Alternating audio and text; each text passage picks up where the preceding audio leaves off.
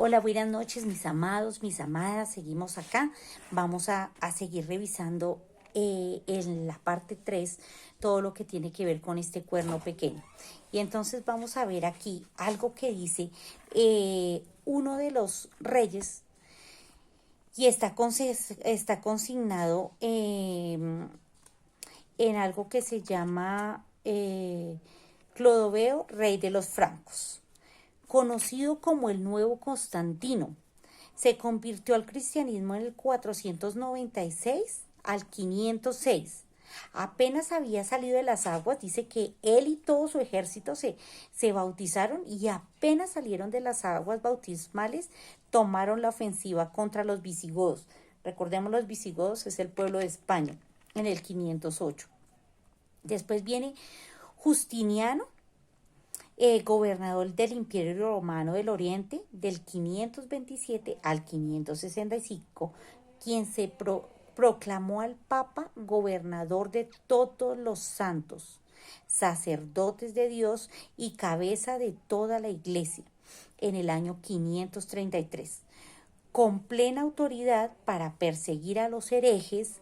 Las fuerzas católicas aplastaron a los vándalos del norte de África en la batalla de Tricamaro en el año 534 y persiguieron a los astrogodos echándolos de Roma en el año 538.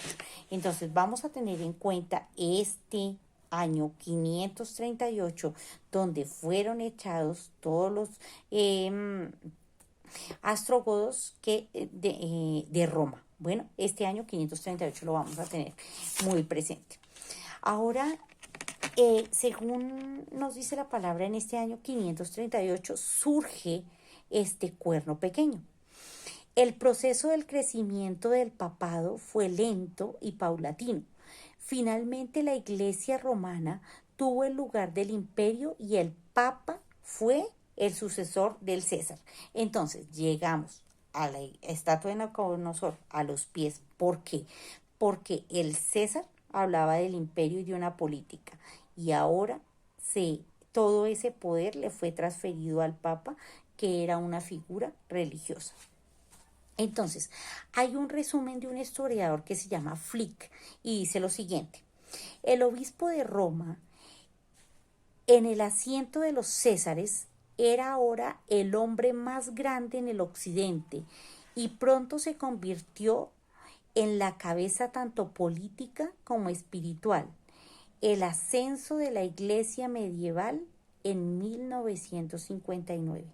¿Ves cómo empezó ya esa fuerza y ese poder?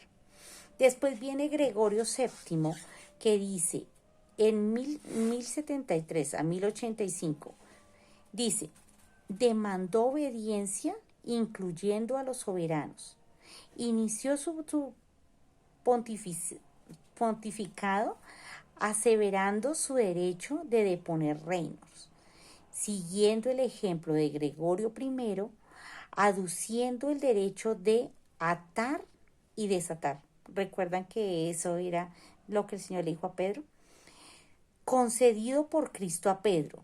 Así él podía quitar reyes y poner reyes, construir y reconstruir gobiernos, arrebatar a los que le desobedecían. La disputa entre el emperador y el papa llegó al colmo cuando Gregorio VII excomulgó a Enrique IV, Alejandro, alegando ser el rey de reyes, y promulgó su excomunión en los siguientes términos: de parte de Dios omnipotente, yo prohíbo a Enrique gobernar los reinos de Italia y Alemania, y yo excomulgo a cualquier persona que le sirva como rey, el papa y el emperador. Los Didier, bueno, esto lo encontramos en el profesor titular de filosofía Didier Ottaviani. Excomulgó este rey, paso. Bueno, dicen acá que cuando se excomulgaban a estos reyes, ellos pasaban los Alpes descalzos y iban a implorar que los dejaran nuevamente pertenecer a todo este tipo de digamos, de lo de toda esta parte religiosa.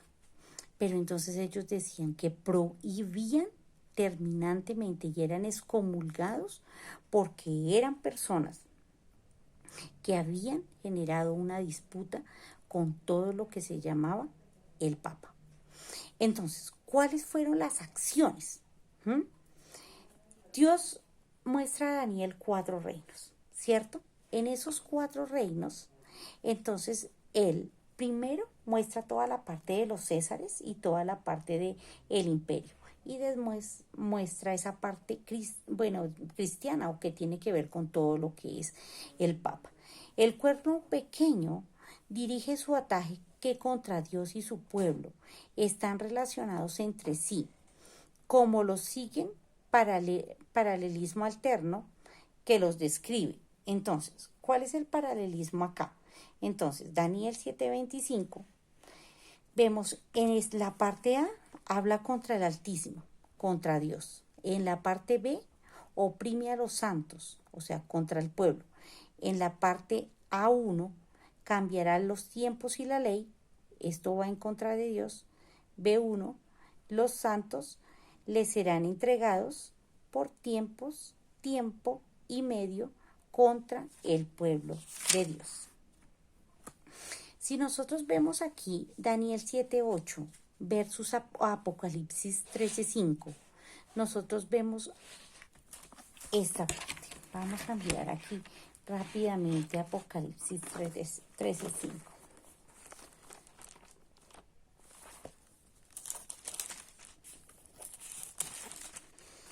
Dice aquí, Apocalipsis 13:5, dice, también se le dio boca que hablaba grandes cosas y blasfemia, y se le dio autoridad para actuar 42 meses. Y abrió su boca en blasfemia contra Dios para blasfemar de su nombre, de su tabernáculo y de los que moran en el cielo. Entonces, dice acá, hay un ataque verbal totalmente, blasfemias, persecución y orgullo. Eso lo vimos ahí. Vemos rápidamente aquí como Pablo nos dice aquí en 2 de Tesalonicenses de 2-4.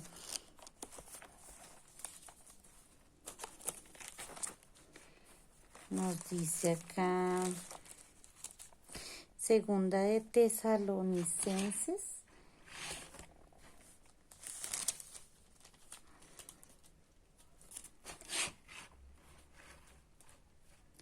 2:4.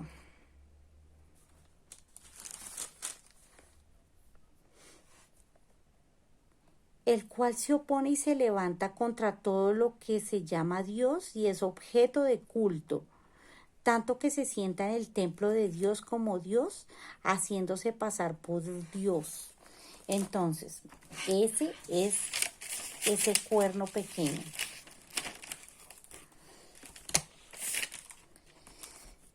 Aquí vemos.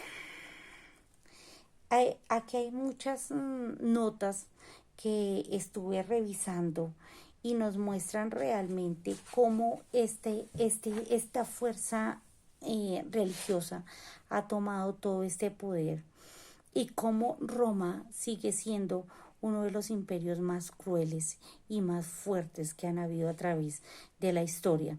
Y nos muestra, digamos, Lucio Ferraris en uno de los libros que él tiene, que se llama Prompto Bibliothek.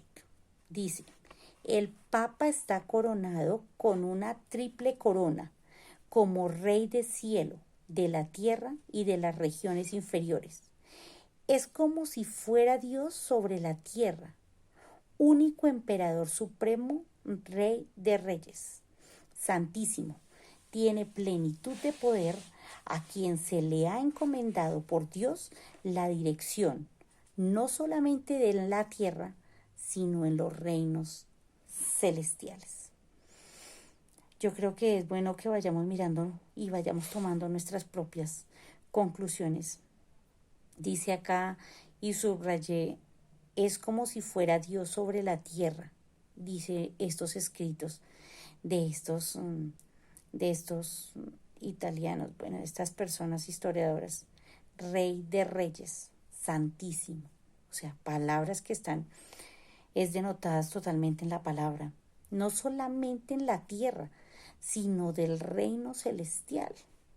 Entonces imagínense, o sea, todo el poder de Dios lo tienen ellos, o bueno, creen tenerlo. Dice el diccionario eclesiástico, dice el diccionario eclesiástico católico, artículo papa, pretensión de ser igual a Dios se llama. Nosotros los papas tenemos sobre la tierra el lugar de Dios Todopoderoso, lo dicen ellos. Dice el Papa León XIII, el Papa es de tan grande dignidad y tan exaltado que no es un mero hombre, sino como si fuere Dios y sustituto de Dios. El Papa es de gran autoridad y poder que puede modificar, explicar e interpretar las leyes divinas. Entonces se ponen al nivel de Dios. Dice el Papa León XIII en la carta canónica del 20 de junio de 1894 en la página 304. Ocupamos sobre la tierra el lugar de Dios Todopoderoso. Entonces les quiero volver a leer acá el capítulo 25 de y hablará palabras contra el Altísimo, y a los santos del Altísimo quebrantará, y pensará en cambiar los tiempos y las leyes, y serán entregados en su mano sus hasta tiempo y medios tiempos. Dice acá en el capítulo 8. Mientras yo contemplaba los cuernos, he aquí que otro cuerno pequeño salía dentro de ellos, y entre él fueron arrancados 3 cuernos de los primeros, y aquí que el cuerno tenía ojos de hombre, boca que hablaba grandes cosas y que hablaba arrogancias. Dice aquí, en uno de los libros de las ceremonias pontifical del libro de Roma, se dirige al pontífice como Señor Dios el Papa. Gregorio VII dice, fue el primer representante de la deidad, y convertir al obispo de Roma en una monarquía universal e ilimitada. Además asignó al oficio papal el manto de infalibilidad que la Iglesia de Roma nunca ha errado ni errará jamás. Entonces, yo quería terminar acá con uno de estos versículos, y es cuando nos habla aquí Marcos 2 del 5 al 7. Dice aquí, Marcos 2 del 5 al 7 dice, al ver Jesús la fe de ellos, dijo al paralítico, hijo, tus pecados te son perdonados. Estaban allí sentados cuando de los escribas, los cuales cavilaban en sus corazones, ¿por qué habla este así? Blasfemias, dicen ellos. Dice, ¿quién puede perdonar pecados sino solo Dios? Ellos mismos lo dicen, ¿cierto? ¿Quién más puede perdonar pecados sino solo Dios? Pero entonces yo les quiero leer acá, en uno de estos libros, cuando dice las pretensiones de perdonar pecados del canon católico Concilio del Trento, 440 al 890. En la confesión, dice esto del libro, El sacerdote tiene el poder de perdonar pecados y crímenes cometidos después del bautismo.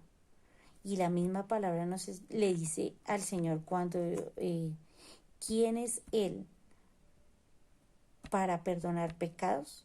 Está cometiendo blasfemia. Pero mira cómo ellos sí perdonan pecados y tienen el poder de perdonar pecados y crímenes cometidos después del bautismo. Aquí dice,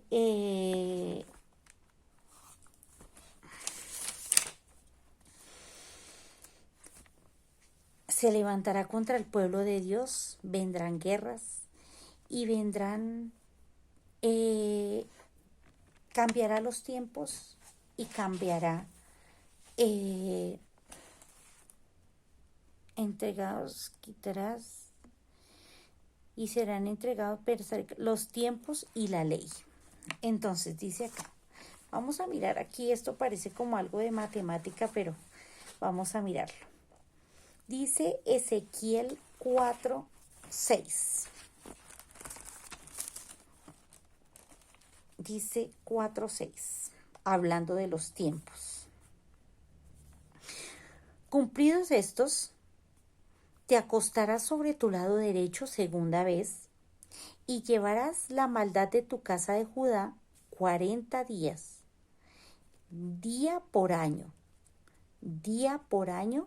te lo he dado. Entonces, vamos a mirar aquí cómo se ve en este pasaje. Lenguaje profético de la Biblia, donde un día es igual a un año. Es el año judío y el año babilónico, que siguen un calendario lunar de 360 días. Entonces, vamos a ver.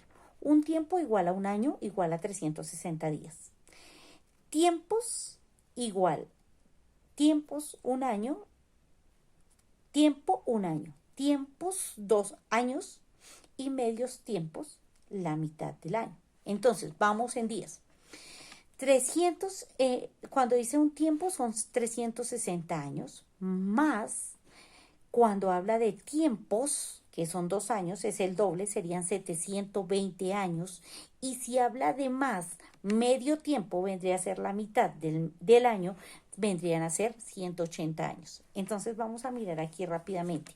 Dice 360 años más 120 años más 180 años. Ese es el tiempo de los tiempos más medio tiempo de los que nos está hablando aquí Daniel. Eso nos suma 1260 días. Y si nosotros vamos rápidamente aquí a Apocalipsis 12:6, vamos a mirar esto. Dice aquí Apocalipsis 12:6.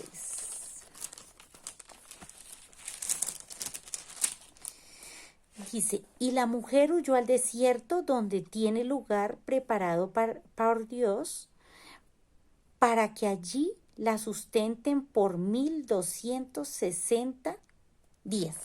Entonces, la suma que acabamos de hacer del tiempo 360 más tiempos 2 años 720 más 180 da 1260 días, de los mismos que nos está hablando Apocalipsis. Definitivamente la palabra no se equivoca en nada, es totalmente clara, concisa, y todo es, todo cuadra desde el principio hasta el final. No tenemos nada de diferencia. Entonces vamos a mirar algo rápido. ¿Se acuerdan que yo les dije que tuviéramos en cuenta este año 538, que fue cuando dijimos que habían sacado a todos los de Roma, los ástrogos fueron echados de Roma en el 538?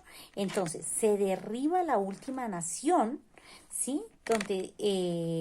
Donde Justiniano tenía que ver todo con el obispo. Entonces, en el 538 más los 1260 años nos da 1798, que es el periodo del Papa Pío VI, donde empieza la Revolución Francesa, donde se sale toda la parte del ateísmo y donde se deja sin autoridad al Papa. Entonces vamos a ver qué pasó en esos 1260 años. ¿Qué pasó en esos 1260 años? Bueno, ya llegamos nuevamente a nuestros 20 minutos y ya quedamos con la última parte de nuestro capítulo 7 de Daniel para dar ya por terminado y poder seguir con el capítulo 8, que es realmente hermoso, maravilloso. Pero lo más importante es ver que los tiempos ya se están cumpliendo, que el tiempo está llegando y que nosotros solamente tenemos una oportunidad y tener un corazón de hombre para entender las cosas de Dios. ¿Cómo estás tú? Evalúa tu vida. Mira a tu familia. No te mires solamente tú. Ayúdalos. Es tiempo de hablar. Es tiempo de compartir. Es tiempo de compartir el amor de Dios. Es tiempo de no dejarnos llenar de miedo y de cosas que diga el mundo, sino de ir realmente a la fuente y a la unción del Espíritu de Dios, que es el único que nos puede revelar muchas, muchas cosas. Ya nos vemos en la última parte del capítulo 7 de Daniel. Dios los bendiga. Chao.